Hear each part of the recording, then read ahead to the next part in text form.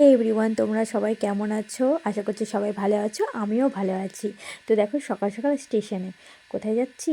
দিনটি ছিল 27শে নভেম্বর, আমাদের অ্যানিভার্সারির দিন। তো ওই দিন আমরা চলে গেলাম মায়ের আশীর্বাদ নিতে তারাপীঠ। তো দেখো আমরা এখানে ট্রেনে যাচ্ছিলাম।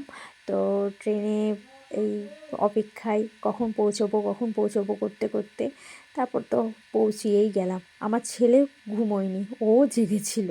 তো যাই হোক, আমরা চলে এলাম রামপুরহাট স্টেশনে। তো ওখানে তারপর তো টোটো পাওয়া যায় না, টোটো নাকি যায় না। তো অটো ধরতে হয়, তো অটো পাওয়া যাচ্ছিল না ওখানে। অটো পেতে পেতে তারপর শেয়ার গাড়িগুলোতে তো যাওয়া যায়। তারপর আমরা চলে গেলাম, ওই শেয়ারেই চলে গেলাম, কারণ অটো আমরা পাইনি সে টাইমে।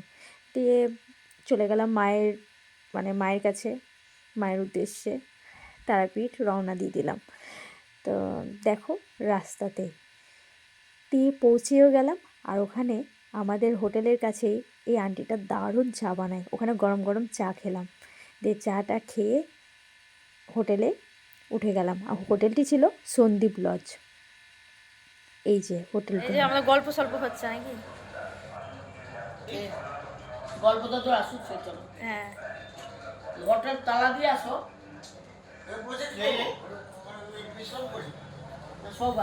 পাপা আর ব্যাটার মধ্যে চলছে একদম। ওরে বাবরে, ওরে বাবরে, ওরে বাবরে, আদর চলছে এখন। কি হচ্ছে? তারপর রেস্ট নেওয়ার পর চলে গেলাম লাঞ্চ টাইমে। দুপুরবেলা খাবার খেতে চলে গেলাম লোকনাথ হোটেলে। ওখানে খুব সুন্দর খাওয়া দাওয়া, খুব ভালো খাওয়া দাওয়া হয়েছিল। তো খাওয়া দাওয়ার পর বেরিয়ে পড়লাম, রেস্ট করলাম, স্নান টান করে রেডি হয়ে বেরিয়ে পড়লাম মায়ের পুজো দেওয়ার উদ্দেশ্যে। তো আমরা দেখো এখানে পিছন গেট দিয়ে ঢুকেছিলাম, এদিক দিয়ে বেশ সুবিধে হয়। তো দেখো আমরা চলে গেলাম মায়ের পুজো দেওয়ার জন্য।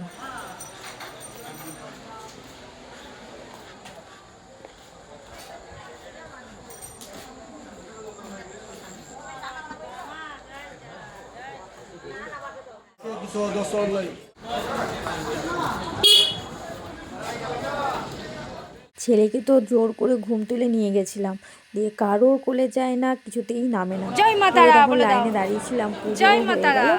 পুজো বেশ ভালো বলে মতোই জয় দেওয়া মা হলো। তারা দিয়ে এই দেখো আমার ছেলেকে দেখো, বলে কিছুতেই জয় মা তারা বলে নামতে চাইছিল না, আর খুব বিরক্ত হচ্ছিল যে তোর ঘুম পূরণ হয়নি। তো আবার দেখো হয়ে গেল পুজো টুজো দিয়ে চলে গেলাম আবার হোটেলে। ওখানে গিয়ে দেখি যে মা বাবা আবার কেক নিয়ে এসেছে। দেখছি যারা সারপ্রাইজ হয়ে গেছিলাম প্রথমে। তারপর বেশ ভালোই কেক কাটিং টাটিং হলো। তো কেক কাটিং হলো, খাওয়া দাওয়া হলো ছোট্ট করে, খুব মজা হলো।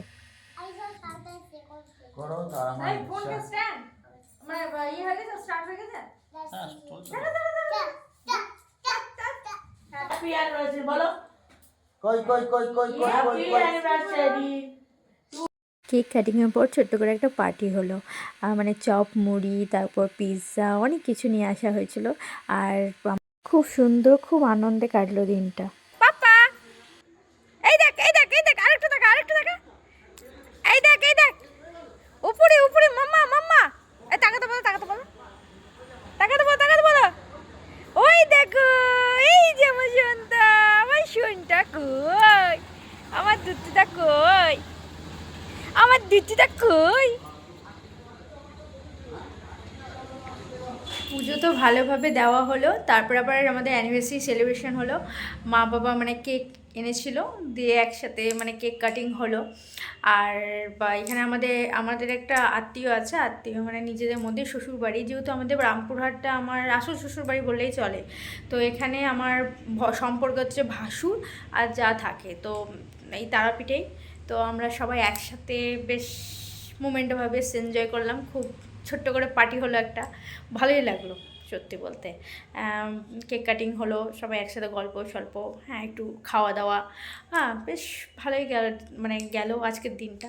খুব ভালো, খুব ভালো কাটলো। তো তোমরা ভালো থেকো, সুস্থ থেকো, আবার পরে দেখা হচ্ছে তোমাদের সাথে।